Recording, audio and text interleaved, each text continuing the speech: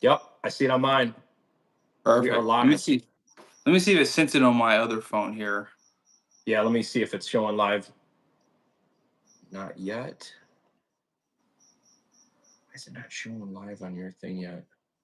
See, it hasn't even popped up. See, that's the problem I have.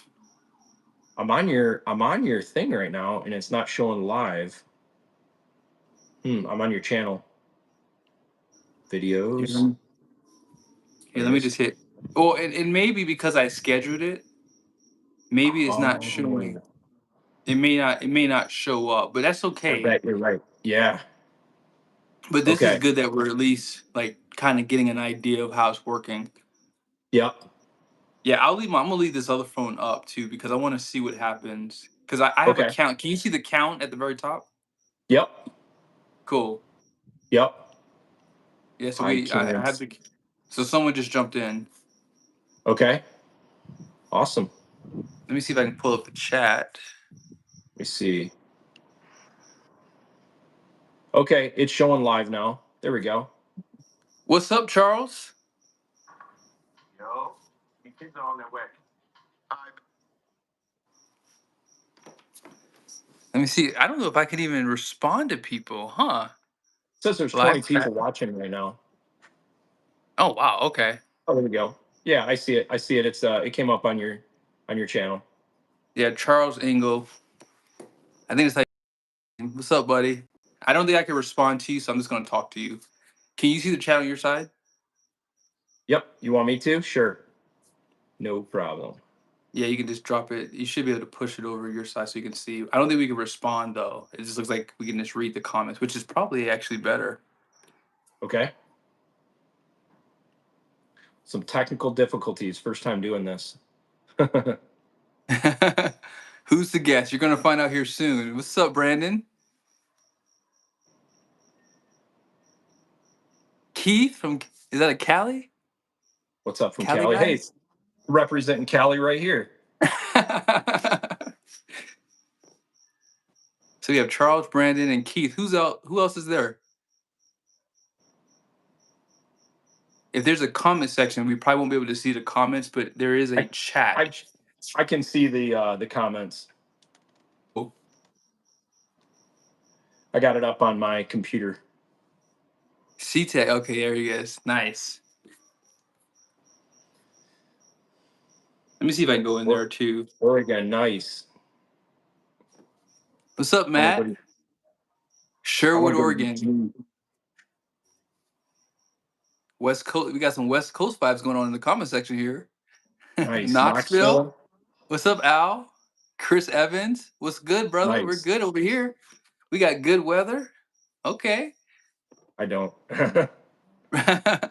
Hey, we got someone Hey, from look. Hey, look at Michigan. that. Someone from Michigan, Brandon J.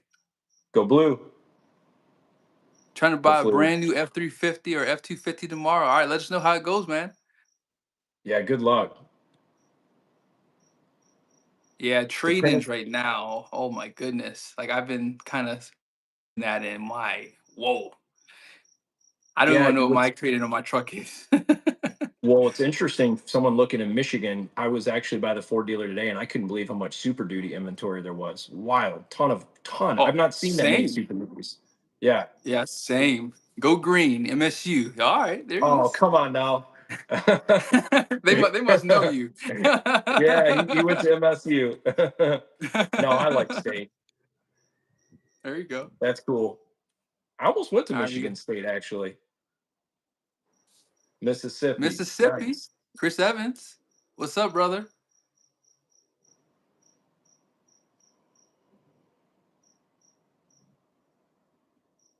Yeah, Yeah, I have sure. noticed. Yeah, the Super Duties have definitely come down. What's up, Fatty? You're from Idaho. I actually met Fatty actually in Idaho. Oh, that's cool. Yeah. Man, we got Mississippi, Louisiana. Man, we have a diverse Covering the crowd here, country. man. Yeah. Man, that's what's up. Awesome. I mean, it's 6 o'clock, bro. Let's go ahead and get started. So, thank you guys so much for jumping in. North Carolina, I see you. This is like my third or fourth live I've ever done, and I have a special guest here. He's a YouTuber. Some of you guys probably know who he is. Ctech-review. He has an incredible channel, does some truck content. So, Ctech, you want to go ahead and give us an introduction of who you are so Sure. people Thanks, can JB. figure who you are? Yeah, sure. So for me, the YouTube journey all started with doing truck reviews for Raptors. Actually, it's kind of a funny story, but that's kind of what got me back into it about back in 2017, and it's just kind of migrated into super duties, heavy duties, just diesels. I've had a ton of diesel trucks, and I just kind of like yeah, I kind of like trucks and just talking about them and watching the technology evolve the last 20 years is fun. And so that's kind of what got me, started in this and this kind of helping people and showing people some of the neat stuff out there. And for me, automotive is kind of near and dear. Live in Michigan. If you haven't been to Michigan, it's hard to explain, but it's like, especially if you grew up in Michigan and then you, fortunate like me, had the opportunity to work in the automotive industry, you see like what this culture is about. And it's hard to explain, but it's like kind of fast paced. There's like an energy that people get, it's like the clock never stops. You're working 24/7. Everybody's kind of pulling in the same direction. Super competitive. It's fun watching the different brands kind of bringing different products to the marketplace. And that's been a big part of my life, like 20 years of my career actually, is working with the car manufacturers, the suppliers. And then now I kind of get to kind of talk and take some of that experience and share some of my knowledge in the automotive industry as far as from engineering originally and product design, and now kind of on a more of the supplier side. So Sure, sure. That's awesome, man. Yeah, if you guys have not heard of Ctech-review, go and subscribe to his channel, by the way, too. He like he said, he has an automotive channel, does a lot of truck content. I actually found you. I couldn't tell you when the last time. I think when you first got your high output power stroke. I think that's the first time I actually found your channel, and I started watching your content. And then you emailed me probably somewhere around that time frame, and then I probably responded probably months later. I'm not even gonna lie, and I apologize. To anyone in the comment section, listen, I am very disorganized. I'm trying to hire my wife, but she said I can't afford her, so it is what it is. So yeah, it's an no, expensive that's woman there, cool, but man. I've been watching your stuff from for a long time, and I really yeah. didn't get back after it till about April or so last year. Like you said, when the high output, the new Super Duty came out and whatnot. So I appreciate you and everything you've done on YouTube. Brought a lot of great content, and I'll tell you one thing for people watching. There's not many people out there that puts more effort into their channel. I mean, this dude hustles 7 days a week. He is literally trying to bring different content and perspectives. And truly, this is why we're here today. JB reached out to me and said, we want to do something different and help people out in the car industry. And it's because of him right now we're doing this. Oh, I appreciate that, brother. Yeah, but hey, you're a good guy. So, I mean, you're gonna help me out. I'm gonna help you out for sure because you have really good insight in the automotive world. And let's kind of go through some of these comments real quick because I'm gonna get Sure. controversial here in a second. You know how I am. I mean, I'm gonna stir this pot because we got to get some guys excited here. So, who was the last person to jump in there? I saw uh E. Darren, you, North Carolina. Hola, what's up? ¿Cómo está? And then, are you Speed's dad? Deep fake? I don't know what that means. Hey Me guys, neither. said, yeah. What's up, dudes? Buffalo, New York. And then Nice. Howie, Long Island, New York. Australia, Roman. What's up, Roman from Australia? And Awesome. then, oh man, I'm subscribed to him. I just didn't recognize him. Oh, there you go. Brandon J. And Hilarious. then Ben Byerly, that's my boy, Ben Byerly, right there. We've done some videos together. He has a beautiful fifth wheel. We got to get together soon to do some more towing videos. And then we have Ford Muscle. What's up, man? Tell I don't know how to speak Spanish, Manuel, but hey, thanks for being here. Ford Muscle. Hey JB, what about the 6.7 liter Power Stroke diesel and the F350 cabin chassis? Is it 475 or detuned? It is detuned. Yep. And then, hey, that's my neighbor. I don't know who that is. I don't know if it's talking to me or you. Could be either of us. I know, right? It could be either one of us. Yeah. And then Deep South Mississippi, Maryland in the house. What's up, Saul? And then Garage Station. Holy Holly. Oh yeah, Holly, I Michigan. know that. Checking I in. know that channel. Okay, what's Holly, up? What's Michigan. up? Yep. That's awesome. All right, so are you ready to get into this, man? Let's do it. So you guys already met Barry, C-Tech review. So let's go ahead and get controversial. You ready? Do you You probably have no idea where this is going. You probably gonna regret doing this too. So, who and what manufacturer has the worst fanboys? Oh man, you're gonna go there right off the bat. So, we have to, man. We gotta talk about it. Yeah. You read your hey, do you So read your comments? Do you read your comments? let me see. Let me see. So I would say, this is a funny one. So I'm going to be biased right off the bat because I've been around Ford a lot of my life, career, but I've worked with all. I'm close with a lot of the guys at the different OEMs. So you know, I think, in all fairness, two of the three vehicles in my garage are Ford vehicles, but Ford fanboys can sometimes be a bit much, but I think it's their passion, their love. They're so excited about it. You know what I mean? Oh It's boy. just they own it. But everybody's got a unique fanboy, I think. I see it. The Toyota guys, they've got, we talked about this, JB. I think the Toyota guys, they got their unique thing. You know what I mean? They're all Yes. rocking around with a rack on the back of their truck and a tent and 5-gallon jugs of water. And everybody's got their thing, the Mustang guys, the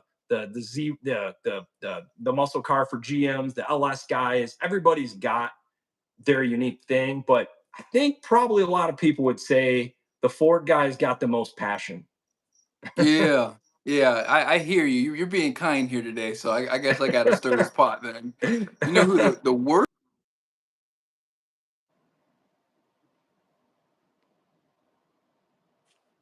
You see, you broke up there for a second. I'm having a little technical difficulties, maybe. can you hear me now? Yep, smooth. So you said Toyota Tundra are the worst fanboys, right? In the truck market. Oh, man, I don't know if I'd say the worst. Um, they're very, very defensive of their truck. That's for sure. I'll tell you that. Well, let's see what the comments say. So Brandon J, you Yeah. came out of the gate fast. You said GM. Boo. I'm just kidding. I'm just Oh, kidding. he went for the Uh juggler at you. the monk dad said Ford. AJZ said Ford. And the monk dad said Barry's a diplomat. I agree.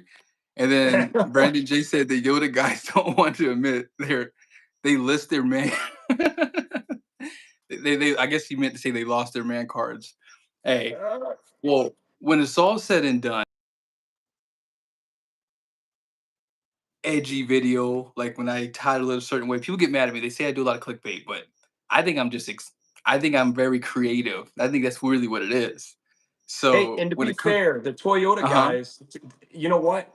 I got a ton of respect for like the Hilux, man. Look what Whistling Diesel did with that Hilux and just beat the snot true. out of that thing. That That's that true. thing's a straight unit, no question about it. No, that's no 100%. The Helix is one of the best trucks on the market after I mean, he had like three or four of them, I think he destroyed or something like that. But And no, those I are think expensive. they are. They are. Well, he was getting them imported from what, the Middle East? I can't remember exactly where he said he got them from, but yeah. But I'm gonna go with Ford too. I'm not gonna lie. Whenever I do edgy videos and I title a certain way, Ford guys always attack me every single time. But I will say, Ram guys are very tied with the Ford guys because when I got rid of my Ram, I think someone put a hit out on me for doing that. So But hey, here's a question to that. Why do you think that's the case? Why do you think it is the Ford fanboys? so Ford guys, they really love that brand. And I think Ford makes such a good product and they've always had the edge in the market. So they've always been able to brag about horsepower, torque numbers. They always get to brag about the new updates that they do. And then Ford builds their own engine. So that is a big thing that they tote around. So Ford guys have a lot of pride. So Yeah. they wear it as a badge of honor. Therefore, they are the worst when we start talking about the 6-point blow. If you bring that up, they won't talk about that. True. I mean that True. happened, and that was the name of the engine because that's what happened when you bought one. Yeah. So Yeah. Or is it yeah. a sick SICK dot O 6.0 or 6.0? I never heard that one before. Yeah. I've had a few of those and I had to work on all of them. Head gaskets, EGRs, all that jazz. It all happened to mine. Really? What Yep. year did you have? I've had an '05, another '05, and an '06, all 6 liters. But I'll tell you right now, what's funny is once you delete them, and I know we're not supposed to do that, right? But once you get rid of like the For EGR racing, for and racing. yeah, for racing in Mexico. Yes. When once you do all that stuff and you've got like all the everything that people know is going to fail, like the FICM, the there's a high pressure oil pump, I want to say, and once you do all that stuff, it seems like they're pretty solid and they sound awesome. That is a good sounding diesel engine. Oh yeah. Well, there's companies that bulletproof them too. Sure. And I mean, if someone doesn't want to, if someone wants a pre DEF or pre emissions truck, I mean, hey, there's a lot of good companies out there that have products that you can buy to really make those engines, probably be as good as the ones today. And Yeah. Ram, I mean, the 5.9, 12 valve, 24 valve Cummins, those engines were great. But if you look at the transmissions behind them, I would say most people would say that was where you had to bulletproof the Ram trucks back in those Yeah. times, They especially still if it didn't do. have an Eisen. Yeah. Well, I mean, my Yeah. friend, he has 4 or 5 G56 Ram trucks. I mean, he's sold a couple of them in the last few years, but he even told me that the G56 is not reliable because I was looking at one to purchase and he was just telling me, well, just know you're going to have to do some upgrades to it because it's not as strong as you might think it is. I think Mercedes built that trans. I can't remember off the top of my head now, but yeah. Yeah. Yeah. Yeah. And then GM, GM got in early on with that CP. Oh, Let's see what else we have here.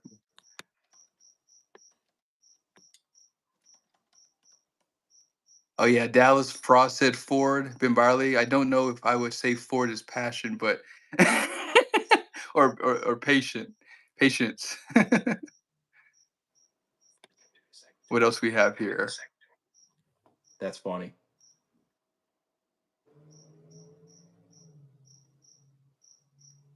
Trying to see. And then Fatty said, JB, when are you getting your new fifth wheel? No time soon. I haven't even listed my travel trailer for sale. And then Toyota has been losing their steam early 2010s and 20 teens. They have it, and they were indestructible. Yeah, Toyota was good at one point. I think what a lot of people are seeing, um, I think the manufacturers dropped the ball in the market really around 2008. Whenever we had that crash and they had to cash for clunkers, everybody wanted an efficient car. Everybody wanted a Toyota Prius. They wanted something that was really good on fuel. So that kind of started that shift in the market. You remember that? Where people were like, man, I really want to start looking at more fuel efficient cars. And people, I mean, I saw some really nice cars get destroyed. You remember how they had to put that stuff in the engine to lock it up? Oh my goodness, dude! Like there were some trucks, dude, that I literally had tears. Like, can I just swap the engine out and just take the one that's in? Like, it was horrible. But it kind of started this whole shift. And with Toyota Tundra, the 5.7 was probably one of the most reliable engines they ever built. Yep. Probably second to the 4 liter. And now with the 3.4 liter, you're seeing it in the market. I mean, right now there's a massive recall on Tundra and Lexus LX. We have one, and I don't know if I'm going to keep it. I might, trade it in a year or two and maybe get whatever they come out with next. Like if they come out with a hybrid, that is. But the market is definitely changing. My boy David Brown is here. Thanks for joining, brother. Kevin, 6.7 Power Stroke, longest running series as so far, 2011 till current. Yeah. Yeah, true. And the 6.0 is a good motor. That's a fanboy right there. That is a fanboy. Hey, he GC gets it. slide. I bet he's had one and he's probably made it pull to the mountains. Who worked? That's my boy David Brown. Yes. I can't say Ram because I don't own one anymore. Yeah. Is my internet messing up? JB's internet is getting as thin as that mountain air. Oh yeah.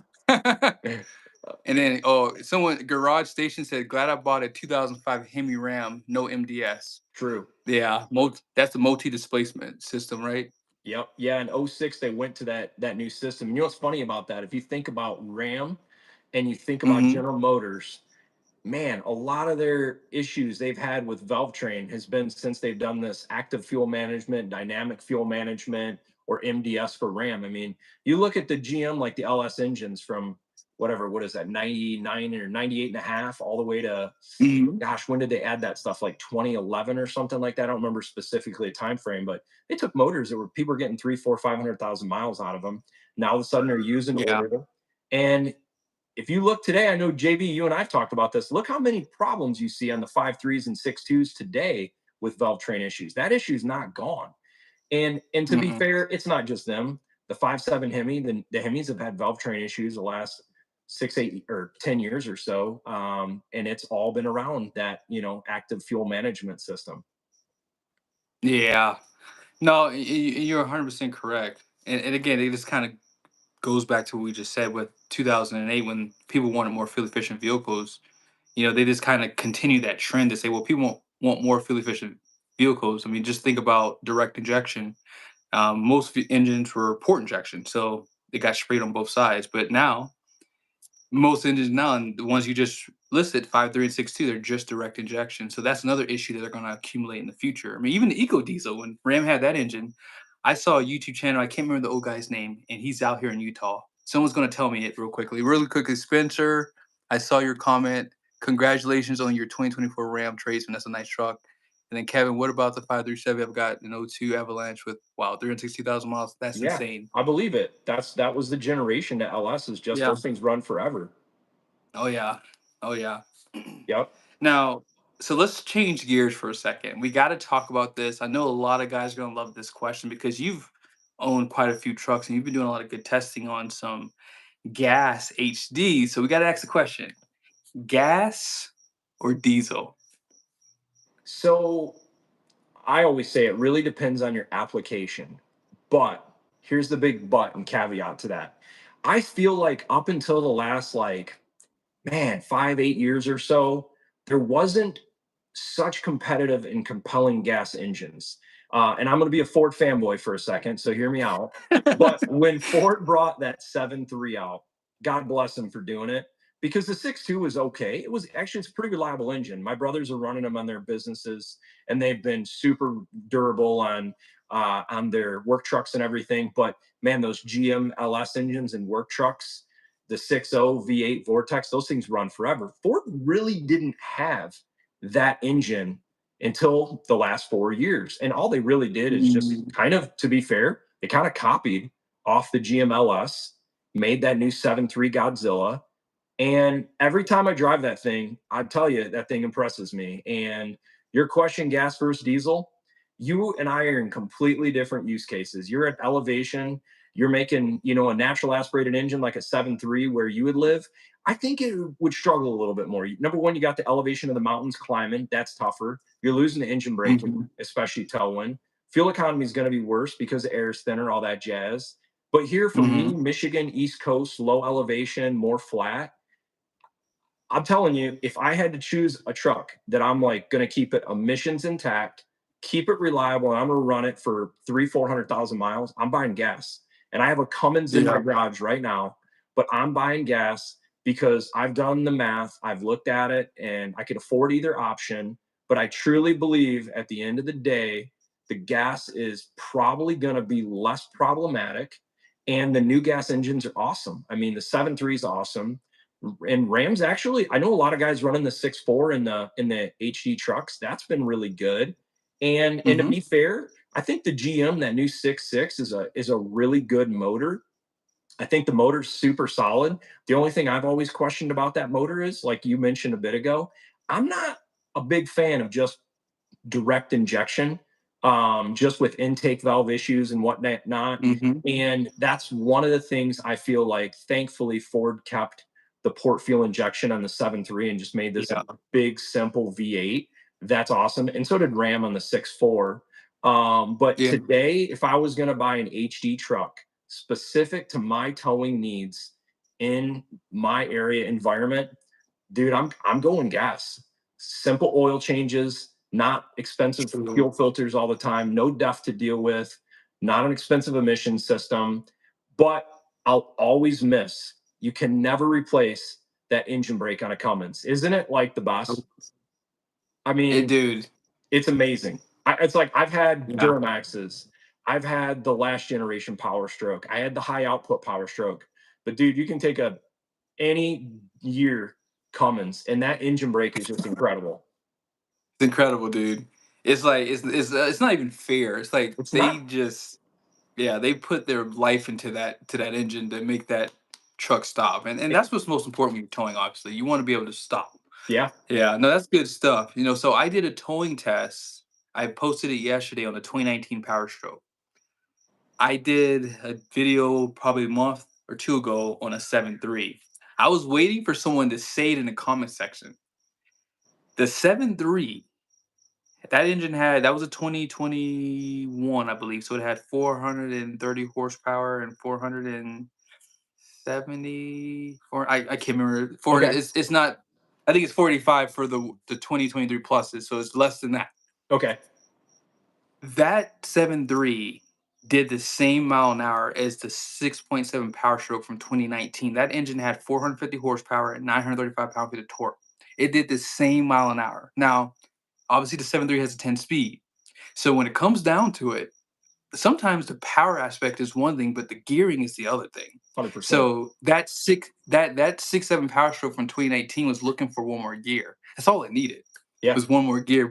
But I have another video coming up with a 10 speed, and that video it's a game. It'll show you just how much of a game changer 6 to 10 gears does. Insane. I think I had a 355 rear, and I Yeah. also did a towing test with a 6.4 liter Hemi. I'm just gonna tell you right now. Wow. Because I'm telling you guys, you can hate on Ram all you want to. I am not a Ram fanboy, they don't pay me. But that video, I still have not slept after filming that because it's insane the results I got. Just saying. So Wow. So this was a yeah. 6.4 HD towing? And only the Interesting. 373 gears. Okay. So it wasn't Interesting. even a 410. And you remember Ram has always kind of been the underpowered truck in that Yeah. segment because once GM went to the 6.6, they surpassed. Well, the horsepower is still higher on the Ram, but I mean the GM has it beat on torque by far. So yeah, Sure. it's I can't wait to post that video. But yeah, Yeah. gearing is everything, 100%. And I mean, if you think about it, it makes sense. These semi trucks going down the road, they don't have 6 gears, they got 16 gears, and they Yeah. really, what's wild is you can go take like a modern Detroit diesel or Volvo, Mac, whatever's out there, and you look at how many gears are behind that, and then look at the horsepower and torque of that. The horsepower is probably less than a new Super Duty. The torque might be Mhm. 15 to 1700 foot-pounds of torque. But man, if you just look at it, it's not a big difference in power versus a Power Stroke. Yeah. It's got a lot more gears, and that helps it, do a lot more weight going down the road. No, 100%. Yeah, gearing is everything, and I think that's where GM kind of hurts themselves just a little bit, especially on the dually side of the house. I would like to see options, and I think most people who buy dualies out here, everyone has 35s or 37s on their dually out here in Utah. Everybody, and I'm not even making Yeah. that up. And people in the comment section can back me up who live out here. I was shocked to see just how many trucks out here dualies running 35s, 37s. I mean, my truck was pretty it stood out, but I mean, a lot of guys do it out here. So having that extra, like with the Ford, for example, if you get a single rear wheel, you have 355 and 331. If you get a dually, you still have that 410, and you have the 430. three. Is it? Yeah, was that 350? I think you can do 430s if you got some of the options, like for the Tow Boss model. I don't know if they still do that or not, but Yeah, yeah, I know in the 450s for sure that you have that 430. okay. But yeah, Yeah. having that lower gearing out back, for that one instance is if you want to run a little bit taller tire, it's Yep. just nice to have that option. Now, that's what I love about Ford. Ford does everything right. I will say that they do a lot of things right for sure. And yeah, I think the gas versus diesel, like you said, you hit it right on the head. It just depends on the person. I think a lot of guys today would benefit from gas, but it is hard to justify for some people because, to your point, having that exhaust brake, that's the biggest selling point for most people. And if you're not an experienced tower, or if you don't tow a lot, it's just good to have that confidence when you are going up steep grades and going down them. So having the power going up and then having that extra stability with the weight and then having that exhaust brake too. So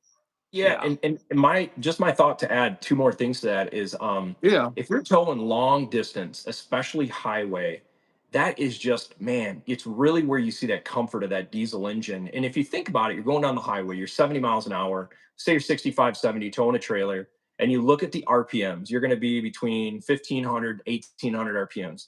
You are literally sitting at the peak of torque of that diesel engine. Where now, if Good you take point. that same gas engine, you're probably, let's say you're even at 2000 RPMs, you really need to be at like 3500 RPMs for peak torque. So it's going to want to naturally push a little bit. So if you're obviously like you and I, man, we're just in all fairness, we're play truck guys. You know, we're just using our trucks recreationally, but Yeah. man, if we're hot shotters, construction guys, and we're doing long distance towing, and another advantage to diesel, if you don't care about cost and you don't care about comfort, this is a big pro to diesel. Towing range for fuel economy. So forget even the cost of fuel. Man, I used to be able on my HO, I could have a fifth wheel behind me and I could get 450 miles of range. That's insane. 450, 500 miles range towing. And that's that diesel. Whereas if I had a gas engine, even if it's the same cost to fill up or per Hmm. mile, I'm going to be filling up 50% sooner. And then the one last thing I'd add to gas versus diesel, especially long distance towing. I've got a friend actually, it's got a big heavy equipment company. He's got like 50, 60 fleet trucks every day going out. He told me he went away from gas HD trucks to diesel, which I feel like you don't hear about that a lot, but they had a Hmm. lot of issues with manifolds cracking because the engines get so hot, the gas engines, you're pushing them, that they kept cracking manifolds. And he's like, dude, I can't have downtime. And so he's actually in the last 3 years switched to, and he even had some 7.3s crack some manifolds. So he switched to the diesels in that regard. And that's a Michigan guy too. Wow, no, that's crazy. Yeah, yeah. If you're doing long distance towing, I know very few guys that do use gas engines, but I would always go diesel. It's just a Yeah, no brainer. Like same. like you said, the range, and just diesel are just built. They're just a little bit more durable engine overall. So Yep. they're just built for that type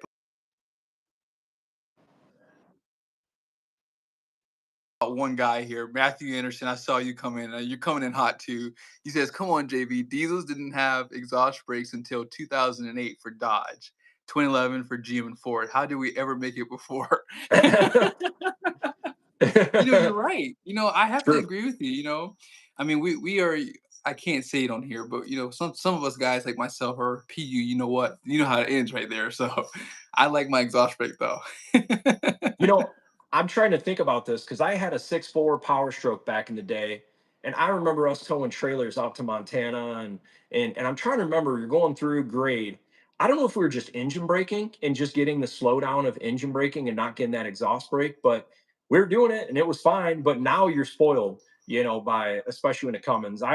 When I'm towing, I always got my gauge up showing that exhaust brake or whatever, exhaust boost or whatever. It shows like negative 160, Oh 180 yeah. horsepower. Yes.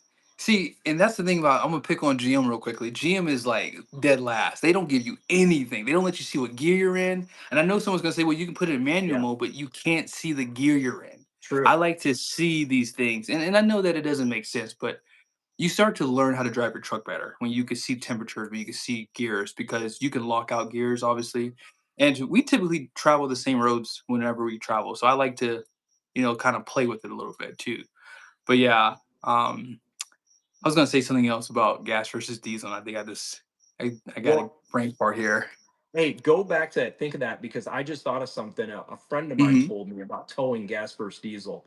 I can't say this is true or not, but there's some interesting logic behind it. He's convinced if you took the exact same cab configuration, gas versus a diesel, he's 100% convinced a diesel truck will feel more stable towing because you got an 800-pound heavier motor out front, which gives you more stability. So if you got all the weight on the back of the rear axle or off the rear bumper, he's convinced that counterweight of the weight of the diesel engine gives you more stability.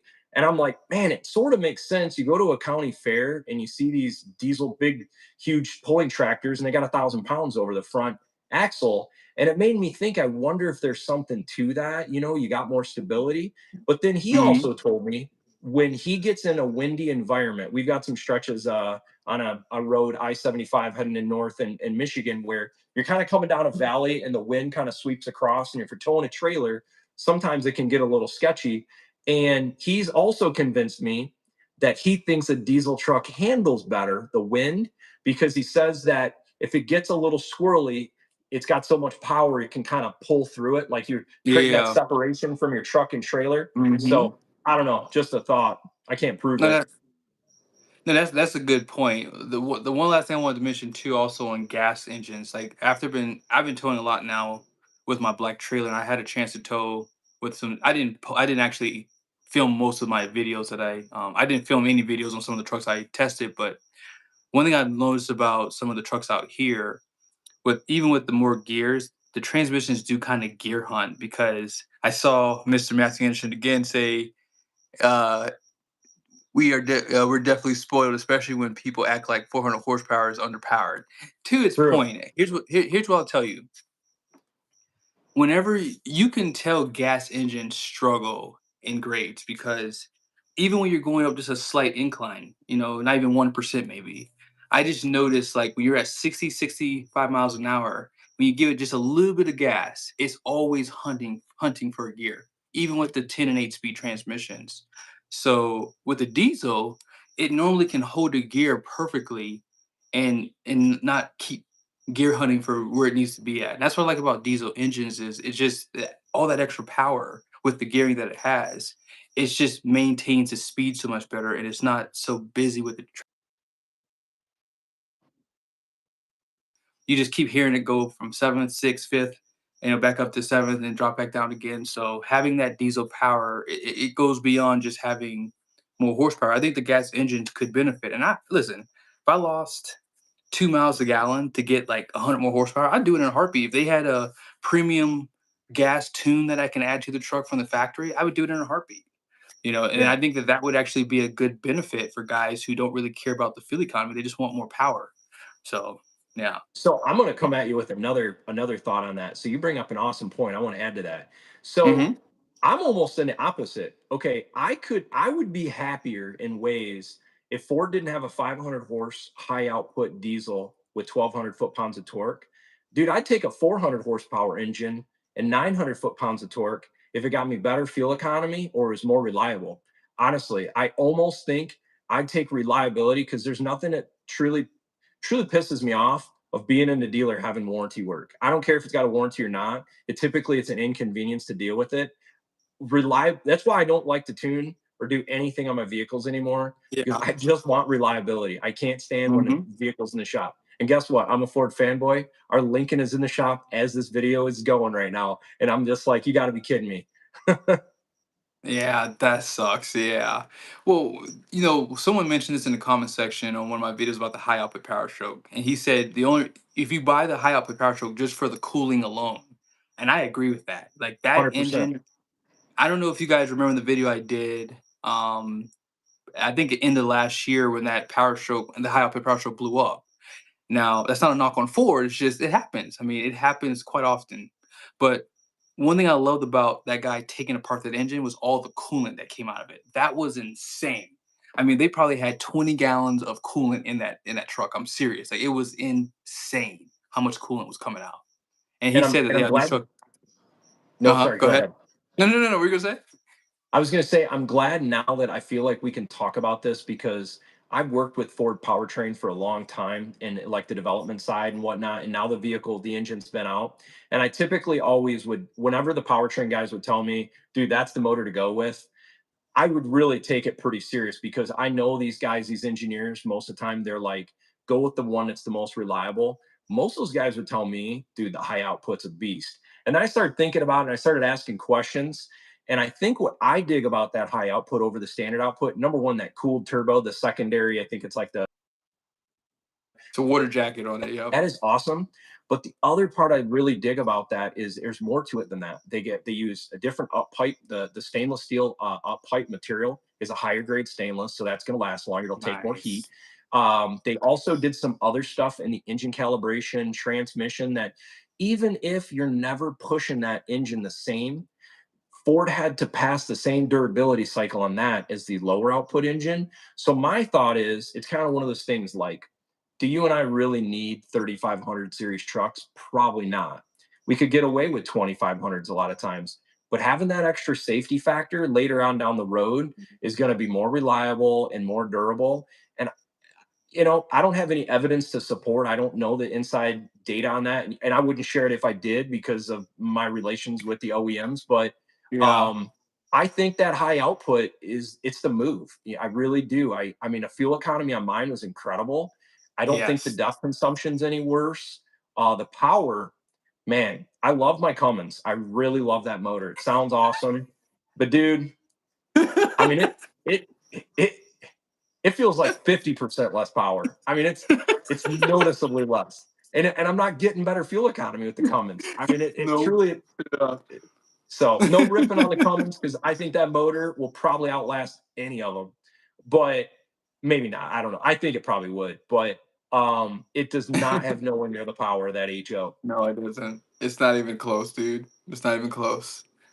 Yeah, so last question I have for you, because you're obviously a YouTuber, and I'm sure some guys like to know the ins and outs of all this stuff. People always ask me questions. And actually, here's one quick question for you.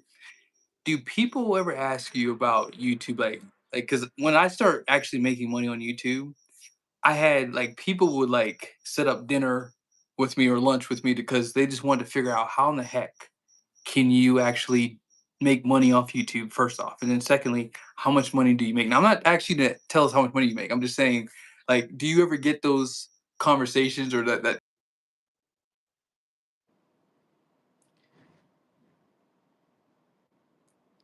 You you're breaking up. Can you hear me?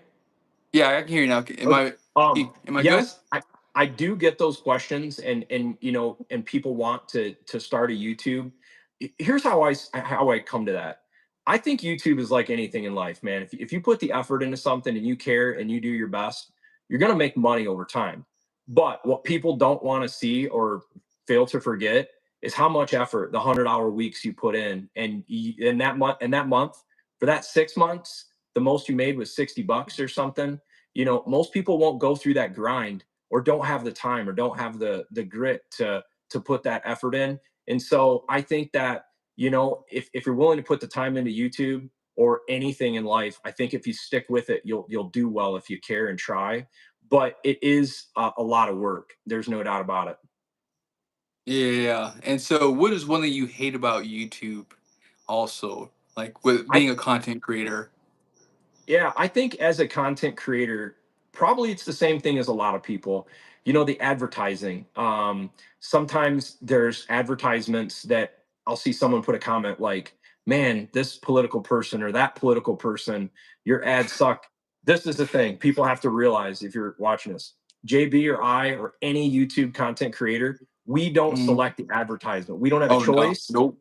None of us want this. YouTube has some technology algorithm they use to decide what goes on it. And that is what helps us. Whatever advertisement they do, that is what pays our bills to do the channels Yeah.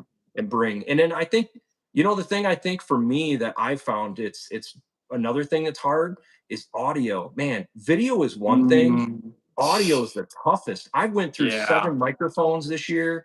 I've spent thousands of dollars in microphones just for audio because a video is crap if you can't hear people talk. And so Sure. that's a tough thing that a lot of people overlook. No, that's a really good point. Yeah, and you make a good point about the ads too. Like someone asked me about that too, because especially in this election year, let me Rough. back up let me just back up for a second. I just want to make sure I'm about to go there. But hey, listen, I don't pick, like you said, we don't pick the ads, and if I could, I would take a pay cut to prevent one being recommended. Just saying right now, I cannot. Never mind. But yeah, that is a really good point. And one thing for you guys too, there is a lot of work that goes into YouTube, and I was there at those 3 and 5 and 6,000 subscriber counts, and it is harder to really grow your channel from that perspective. But if you haven't heard of Ctech Review, 100% subscribe to his channel, support his content. I think that it's always good to get different perspectives. I think that a lot of times YouTubers get really competitive in a negative way, in my opinion. And I think that it's kind of silly to do that. I think that it's good for us to recommend other content because it's good to get other people's perspective, especially people who actually are out there grinding and getting trucks and actually get seat time with them too. And I see that in your channel 100%. So I appreciate what you do on your side. I watch your videos. I'd like to learn. Sometimes I try not to watch other people's content before I get a chance because I want to make sure I don't say what you say. So for me, I'm like, okay, I'm not watching anyone's content. Like, for example, like I haven't watched your inline six hurricane videos because I'm like, nope, I want to know what I feel when I tow with it, right? So Yeah. Yep. No. yeah, so once I get my chance with one, then I'll watch your videos because like I said, I want to see if you and I have the same results because if I hear you say something, then I'm going to feel what you feel. So yeah, That's but a no, 100%. Yeah, I like what you no. said there. Yeah, yeah, YouTube is a grind, guys, and yeah, support the smaller YouTube channels, like especially Ctech-review. I mean, I'm serious when I say this, like really good content. Like there are some videos that I'm like, oh, I'm gonna steal that idea from you, bud. Sorry. Hey, that's what it's about, man. Everybody's here Yeah. trying to help each other, and I appreciate you doing this and bringing us together to do this because that's the cool thing. And JB and what he's done is he truly is just trying to help people and give people different ideas, and it is cool that my channel and we bring different perspectives. I know a lot of people get annoyed. I try to go down the sometimes maybe a little too technical of a path, and dude, that's just my background as an engineer, undergrad and 4 years of automotive manufacturing and design. Sometimes I go down that rabbit hole, and sometimes it's a downside. But I try to at least give people that perspective and try to think things through in a I'm not saying analytical, but just a different perspective. And you bring a real fun way of doing reviews on vehicles and thinking of things. Especially, I've noticed how your attention on like the details on the interior and just the certain fit ups and whatnot is just I can tell that's where you've got an eye for that I don't, and that's where I noticed that. And it's funny you say that about not watching a video and getting biased. That's a great point because I have Mhm. seen that, and then it gets in your head, and then you start overthinking about things that you shouldn't even worry about in the first place. You really Yep. shouldn't. As an example, I feel like I probably created a little bit of a problem for Ford and the Super Duties because I got so annoyed on the squeak in the center console, and I called it the squeak test. And next thing I know, man, I'm hearing everybody talking about this, and there's all this comments. And to be fair, it was pretty annoying. But the good news is they fixed it, and it seems to be the issue's gone. But that's truly what your channel and my channel, what we're trying to do for everybody is get in these Yeah. vehicles, look at things. I'm not Oh paid by yeah. any of these manufacturers. You're not Nope. either. We're putting our hard-earned money, time, effort away from our family and friends and whatnot to try to give an honest perspective, and that's truly what it's about. And I'm excited for. To be fair, I'm excited to push this Hurricane high output when it comes in. I'm really, really excited to tow with this thing. It's probably going to suck, but I can't wait to try it. Oh yeah, you have a RHO coming, right? I do. Yeah. Yeah. I know the That's Raptor awesome, guys are dude. gonna I've had so many comments, the Raptor guys just disowning me. And I'm like, guys, hey, listen, I had a 24 Raptor R. It was fun. I love it. We got a Bronco Raptor. It's a lot of fun, but there's something about this 3-liter inline six-cylinder turbo. I just can't get past the awesomeness of this thing. I mean, I've driven them, and the way they make power is so smooth. I mean, if they I can't help but think if Ram Solanas did this right, I think arguably this might be the best gas half ton in the market. It might be. Yeah, well, I actually found out too that it's not obviously direct import like the Ford's EcoBoost and PowerBoost, but they added the injectors centrally in the combustion, so it should hopefully spray both sides. So we'll Yep. have to wait and see. Well, maybe if you put some miles on your truck, maybe you can do a video on that so we could see like them taking apart, so we can look inside the combustion and see if it's clean. Yeah. Wouldn't be a bad idea. Oh yeah. Yeah. Well, Yeah, I plan to push it. I mean, it's going to be off road. It's going to be pulling trailers. It's going to see some use. nice. I'm excited. I'm excited to see that. I would love to see that for sure. Let's go through some of these comments really Sure, quickly let's do too. it. Let's see here. So, I see this Matthew Anderson. I got the same trucks, 2020 uh-huh. crew cab Chevy diesel, now a 2022 Chevy crew cab gas. Both four drives, both 20s, towed the exact same trailer, same roads, 2 mile per gallon difference. Man, that's a Mm, lot. I mean, you think about that. Your cost per mile. Well, actually, right now with gas and diesel is, at least by me, is actually lower price than gas. uh-huh. So there's probably a 20% savings there. But traditionally, man, gas is like rocking it there. Yep.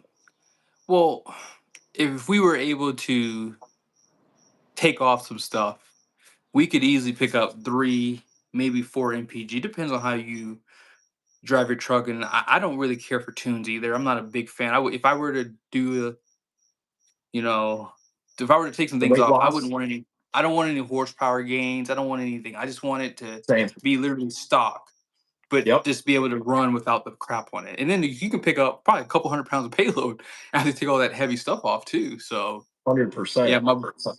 yeah, Yeah. supporters of sanity. You came in here late, buddy, but it's all good. Thanks for jumping in here. So, supporters of sanity. I've met him 2 times. So I met him in Indiana. We have family out there, and he actually came out here to Utah. His truck has. I'm planning on doing a video on this. I actually have a new name for delete. It's called weight loss program. So he has the weight loss program, and I mean, if you're still here, could you tell us what you were averaging for fuel economy? I think you're totaling about 13,000 pounds. She has a 2017 Ram 2500 diesel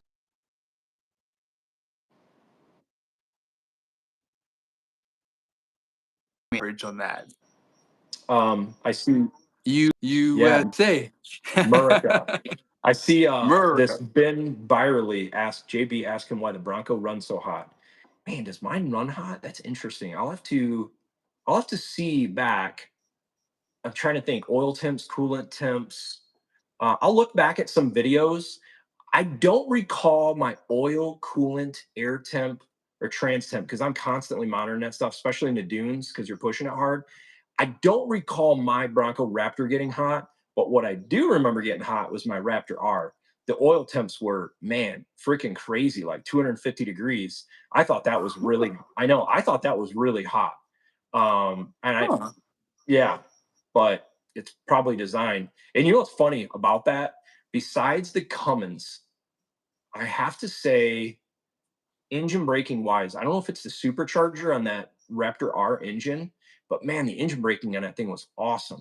It was awesome. And the Mm. acceleration towing was awesome. But 5 miles per gallon towing our travel trailer with premium, brutal. Brutal. Wow. That's terrible. Yeah, Terrible. in support of sanity, he got a he went from Kentucky actually to Utah back home. He Okay. averaged 11 and a half on his trip, 5,000 miles in 2 weeks. And that's with Wow. idling too. That's with idling. That's on a weight loss program truck. Okay, So so again, what kind of truck was it? is a 2017 Ram 2500 Cummins. And Okay. yeah, yeah. And Dude, how many that's you about 100,000 miles I believe too. So it's broken in for sure. was that a fifth wheel or travel trailer or what was it Fifth wheel. exactly? It's fifth wheel.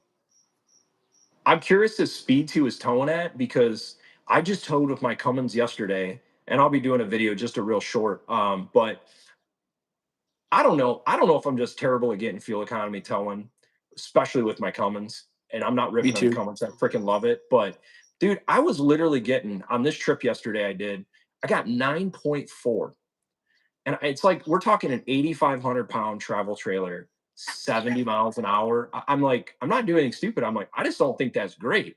I feel like towing the same thing with my Power Stroke, the HO, it'd have been 11 and a half, 12 miles per gallon. Hmm. Well, no, and to your point, because I hate Ford so much, Ford actually gets the best fuel economy towed with emissions intact. So every truck I've ever towed with, my GM trucks, all of them, I Really? get about 8 to 9. And sometimes I even try. Like there have been trips where I'm like, I'm gonna try. And I don't know if it's just that 342 just not knowing what gear it needs to be in, or because I can't see it, so I just don't know. But Huh. I don't know what it is. Although the Fords have the 331, so Yeah. I guess I would have to go back and look at some of my videos I've done on the gearing on those trucks. But you're to your point, Hmm. I can see getting 10 mpg on the Ford Super Duty with the 10 speed for sure. Yeah. So yeah, that's So interesting. I'm just thinking too, in your case, you're in Utah, it's windier out there. I wonder how much that's impacting your fuel economy out there. A little bit of elevation, maybe sucking a little. I wonder, if you got a harder environment for fuel economy too. Yeah, and that's true. But I drove. I had a 2023 GMC. I drove cross country, and I went from Florida. Well, I had to pick up my black trailer, and at the time, it was probably about 9,000 pounds. I had because I had a bunch of stuff in there. I had to bring back here to Utah.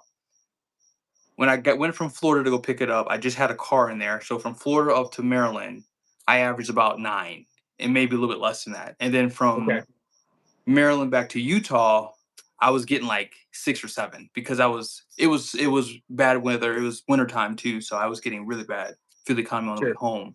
And I was averaging about 8 when I did it at the pump. It was like 8 something, 8.3 is what I was averaging for some of that trip. So Mm.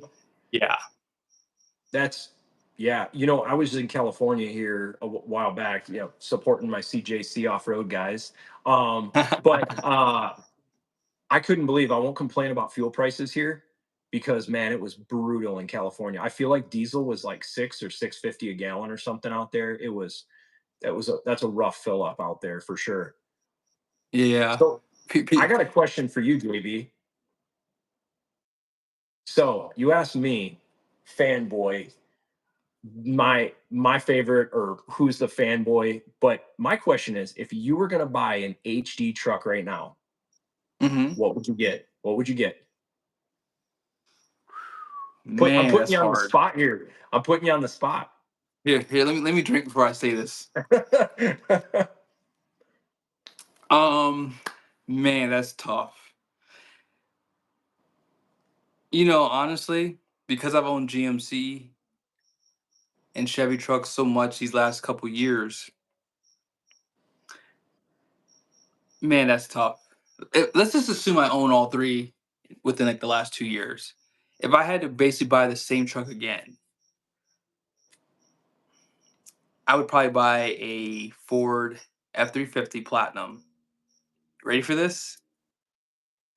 Yeah, dude, I get it.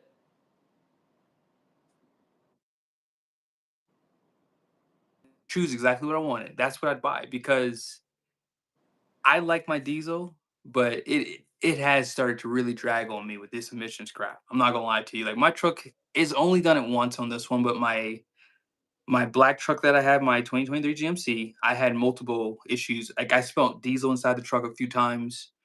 My dually has some emission stuff go wrong with it, and my AT4X now has had just one minor emissions issue that I've had, but it goes away on its own. If I were able to delete the truck, I would probably go with whatever Rams come out with in 2025 Yeah, if I could delete. Yeah, but if I had to choose something tomorrow, I'd get a gas 7.3, 100% with the 430 yeah, gears. Yeah, man. and a platinum trim. That would be my favorite truck. Dude, so I didn't know I was going to be getting my Raptor R this year. It was a kind of a fluke deal, and Oh I had a yeah. platinum, I had a platinum F350. I went high output again, but I wasn't sure. I was like, dang, I really want to try a 7.3. And I don't. I think the thing that I struggle with right now is there's just not the perfect truck. Like that's what frustrates me. Like I look at for instance, I like generally speaking, I think the GMC interior right now is my favorite. I love it. I like the dash, the Hmm. gauges. I think it's sweet. I think they do a really good job there. I think the road noise in the GM truck is really awesome. Yeah. Um, and I like another thing I like about the GM trucks, and this is just my opinion. Take it for what it's worth. You might have a different opinion on this, but I've told a lot of snowmobile trailers, long ones, like 29 foot, 7.5 foot wide, up to the Upper Peninsula of Michigan in really terrible weather. I've done it with Fords, my Ram, and GM Mhm. trucks. And dude, I swear the GM trucks tow the best. I don't know how to explain it. I don't know what it is. I just feel the stable nature. I don't know if it's their suspension design, whatever it is. Mhm. These trucks are all stock, but there's something about the GM truck when you tow. I feel the stability, and I felt it on their 1500s, or 2500s, and their 3500s. But it's Now, still not the perfect truck. what years are you? Do you remember the years of those trucks? Oh my gosh, dude. So if I go back, I mean, okay, let's start with like 2011. I've done it with the Duramax, and I did it with Mhm. a 6 or 6.0 gas back then. Now, if I fast forward since 2020, I've done it with a 1500 AT4 GMC 1500 with a 6.5 foot bed and a 6.2 gas engine. I've done it with two different 3-liter Duramaxes. I did it with the 22 Duramax, which was the old Nice. McEllen 2, and I did it with Mhm. a new LZO. Both those motors are awesome. I freaking love them for fuel economy and power. But the DEF consumption towing, for me, it's absolutely unacceptable. One of the last trips we Really? did, dude, terrible, man. We did a 1,000-mile trip with a 23 SLT, 29-foot long trailer, 6,000 pounds. And we went through 8 gallons of DEF and 1,000 miles towing. Wow, that is terrible. Wow. Now, Terrible. what was the temperatures? It was wintertime. I mean, because Oh, it was a snowmobile trailer, and I actually got a few videos of that truck where I did some comparisons. Fuel economy, the thing destroyed my Cummins. Interior comfort, stability, it's phenomenal. I really think the GM truck tows really well. For me, though, what's tough is I'm looking at Michigan, and I get partial to that aluminum body. I love knowing I'm never going to have rust on a body, and I also like that Ford does the e-coated frame versus the wax coated frame. yeah. And I live on a dirt road, and that dirt, man, and salt, when it gets on that wax coated frame, it just looks like trash real quick. I don't like that. But man, I love the GMC interior. I like the GM bed. I like how the bed is laid out and all the tie downs. I take the Ford seats. I think the Ford seats are the most comfortable right now. I like the Ford technology. Yes. I But what I don't like about the Ford right now is I'm not a fan of the gauges in the Ford trucks. My personally, I just, it's not my jam. It looks a little gimmicky to me. I Yeah, it's like what they boring. It's show. boring. Yeah. Yeah. Um, and I love the steps, man. I know a lot of people hate the steps in the Fords, and they say they copied off GM. There's no question they copied off GM on those steps. But Oh man, do yeah. they work awesome. I think every truck Mhm. should have those things. Oh yeah. And people say they don't like the way they look, but I think it makes it look like a truck more. I love For the steps. sure. I like the way they look on them. Yeah, 100%. Exactly. And you know Yeah. what's funny? Some things I've grown to love about the Ram. Number one, I think the Ram always has the best ergonomics in their interior. From a work truck to their high trim 100%. level, they are the best button interior infotainment. It's phenomenal. I just love Yeah. Ram's layout there. Um, I don't know how to explain this. The button control steering, it's just a very comfortable truck. Rams heavy duty, not the 1500, but Rams weakness on their heavy duty truck is also their strength. As an example, I get into a lot of tight spaces where I'm maneuvering trailers.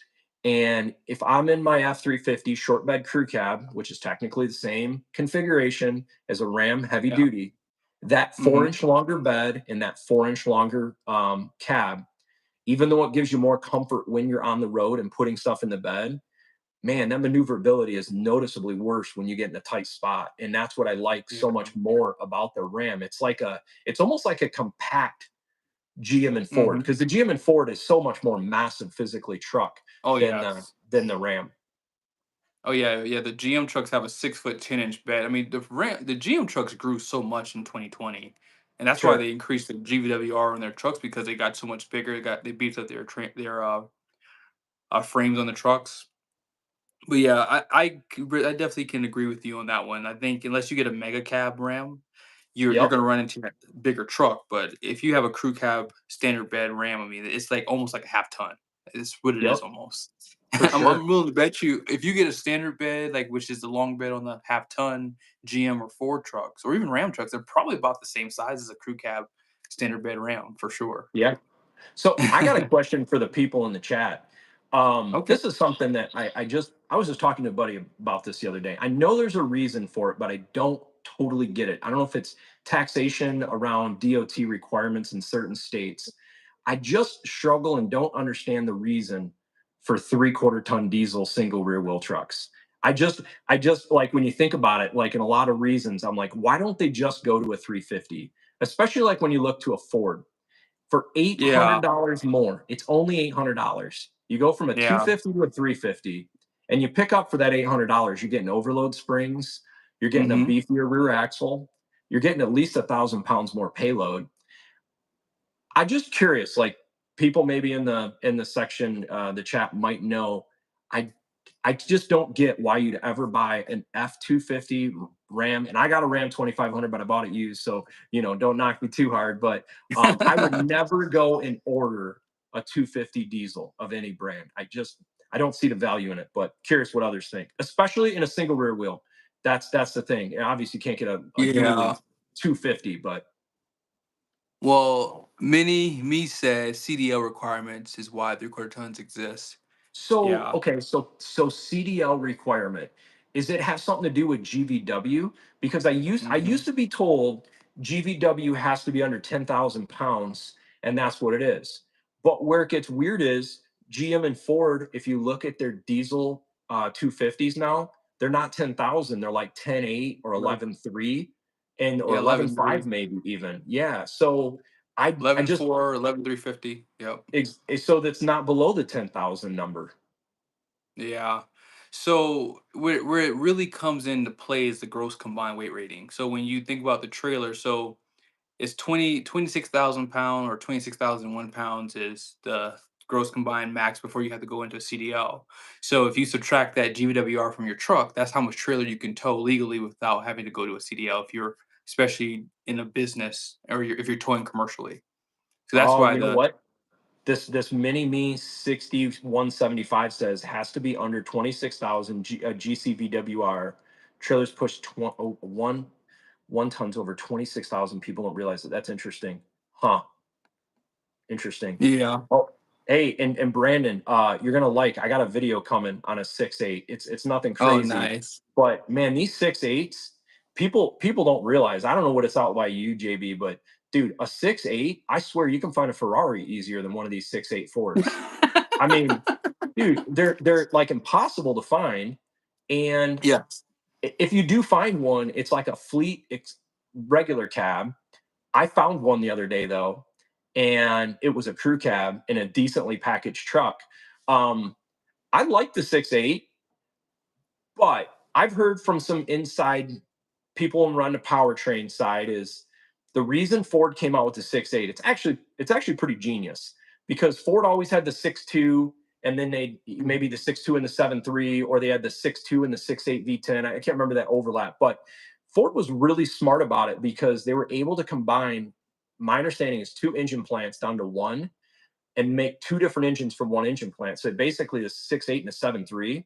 My understanding, it's the exact same engine, except I believe it's the connecting rod.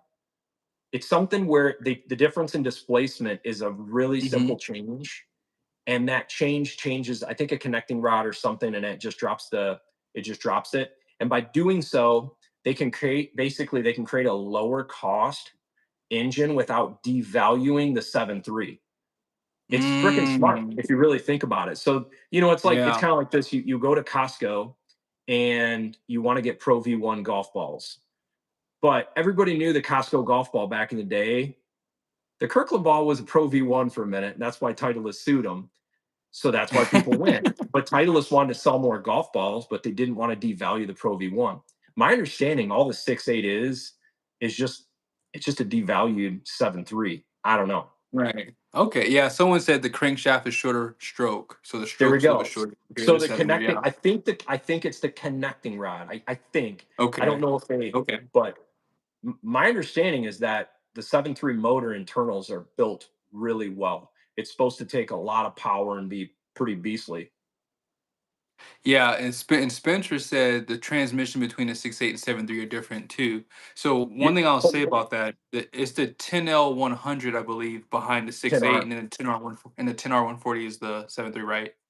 Yeah, So they call it. that There's go ahead, I'm two. sorry. There used to be two different transmissions behind the 6.8, and someone will probably correct me. I'm going to probably butcher this, but for a minute, I think they put a 6 speed behind the 6.8, and I could be wrong. It was like a super low cost fleet option, but then it might have just been a lower grade 10R100. And then I think if you jumped to maybe the 350, it jumped to the same trans as the 7.3 gas. I'm not sure. I don't know, but On with I've the six I've two. know with the 6.8, but I've heard some things that are interesting on the 6.8 of Mm-hmm. why I never wanted to do the 6.8. I don't know how true it is, but I've heard it's got like a different oil pump design or something.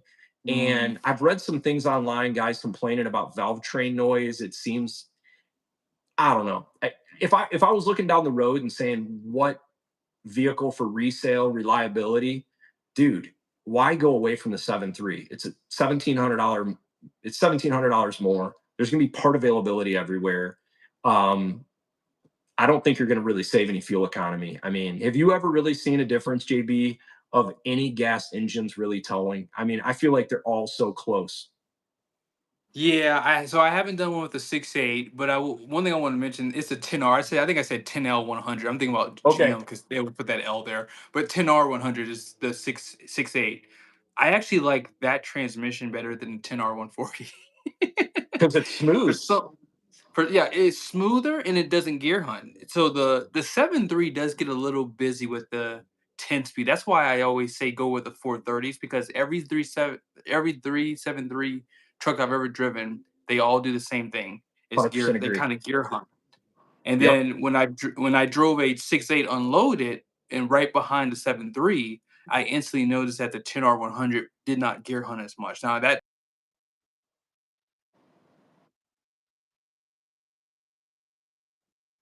many 7.3s with that 10R140, and they all do the same thing. It's like around 50, 60 miles an hour. If you like hit it, it's like it doesn't know what gear it needs to be in or something like that. So and I'm Yeah. wondering if that 430, because 430 from 373 is probably about 100, maybe 100 RPMs, maybe.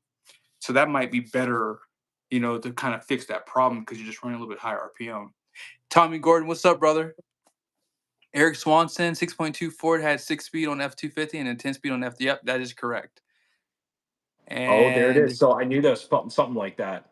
Now, you know what's interesting to Eric Swinson? Man, I'm gonna be doing a video on this. I can't remember it. When I saw this 6.8 the other day, I saw two of them. I think it was a 250, and I thought it had a 10 speed behind it, but I'm gonna look that up now because I don't want to say the wrong thing. But another thing that's interesting, I was thinking about the 10R100. mhm. Um, okay, I'm probably saying this wrong, and Spencer's going to call me out, and he should. Is there's the 10R100, and then there's the 10R140, and I think there's a 180, and I want to say the 180 is what's behind the diesel, but I could be wrong. But my understanding, one of the downsides to getting a beefier transmission is you got more internal rotational like mass, which sucks Mhm. power away from the engine. Because I used to have buddies that they build these GM trucks up and they had like 4L60s from the factory. And those 4L60s, if you're not familiar, they don't hold the power real well. So people put the 4L80s behind them, and it's a much beefier transmission. But one of my buddies told me that that transmission would take like an extra 35 horsepower from the engine just to run that transmission versus the 4L60. Hmm.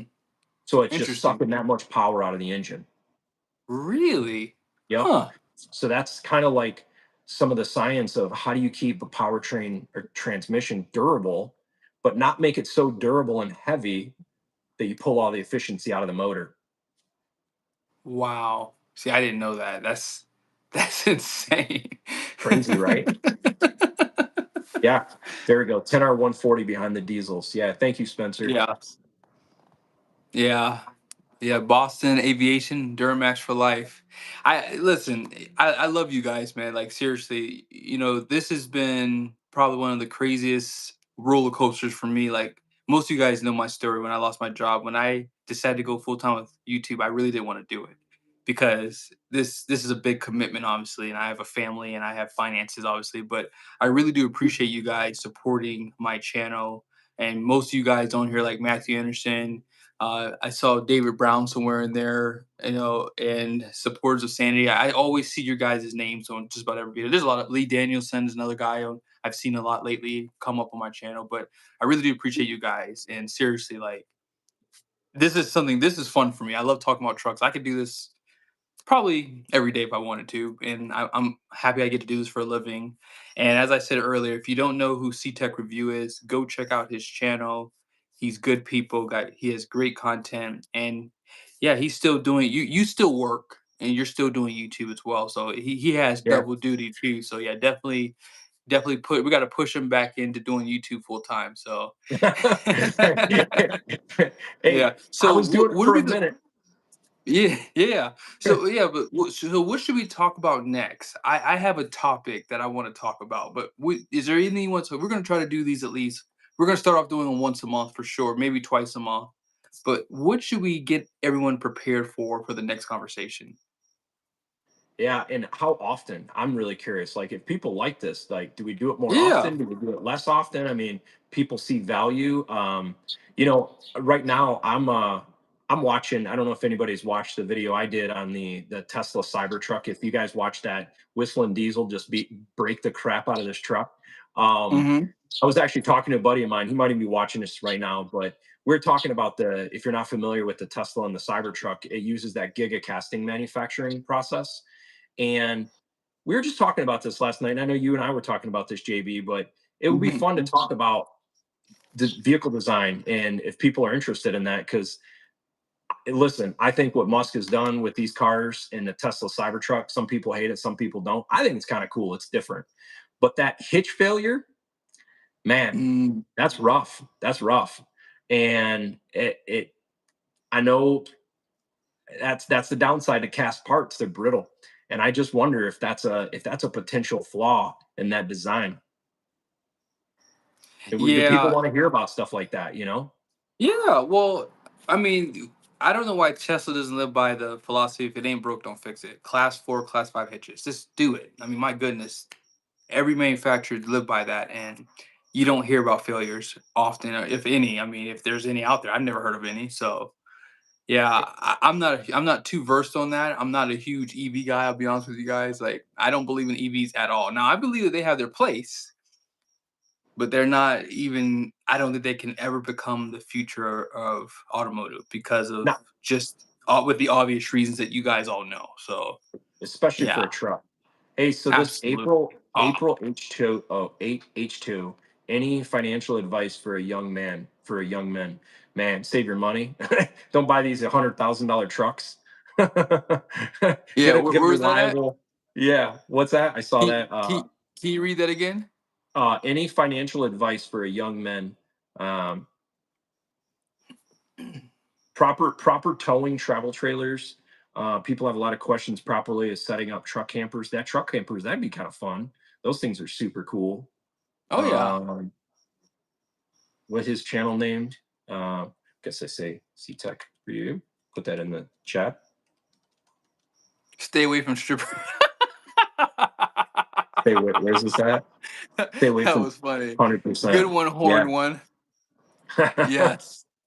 Yeah. I mean, for any young person out there, the truth be told, yes. If you're buying automotive, you're gonna lose your money. I mean, there's no gain in buying autos. There's just not. I mean, if you want a truck, obviously, sure, go get one. But I would say if you work now, just get a second job and pay for your automotive. And I would say work at least a year or two. Like I wanted to buy a truck back in 2010. I mean, but I could not afford one. I mean, I could finance it, but I just couldn't afford it. And so it took me until 2018 to buy a truck. So I waited about almost 10 years. So when people ask me, how are you able to pay cash for your truck? Well, I mean, it took 8 years to get one. So if you think about me not having to pay interest over 8 years and saving that money, I was able to pay cash. Yeah. Yeah. So, and I always drove well, not crappy cars. I always drove cheaper cars. So I drove fuel efficient cars back in the day, and I had a Prius actually. you guys probably would never see me in one, but I had a Prius at one time, and I'm not ashamed to go back and buy cheaper cars again if I have to. But yeah, I think Man, that I think if you want to afford a car today, I mean, it's suicide. I mean, I feel bad for people who can't put them in their business name. I feel bad because unless you are making good income, that's different. But for people right now buying cars at 7-8% and they can't write anything off, oh my gosh, it's brutal, brutal. It's brutal. brutal. Yeah. Yep. I Yeah, remember. but I'm, that's it, man. Like this was awesome. But yeah, we'll have to put together some other stuff. I mean, we have some good examples here from the guys here, so we have to go through and kind of sift through this. But again, Ctech review guys, thank you so yeah, much, thanks, bro, guys. for joining this, man. Seriously, this Yeah, was awesome. this was. I really enjoy you, taking a chance and doing this, and appreciate it, man. And do this more often. This is great. Hopefully, it helps Absolutely people in the chat and watching as well. awesome. Thank you, guys.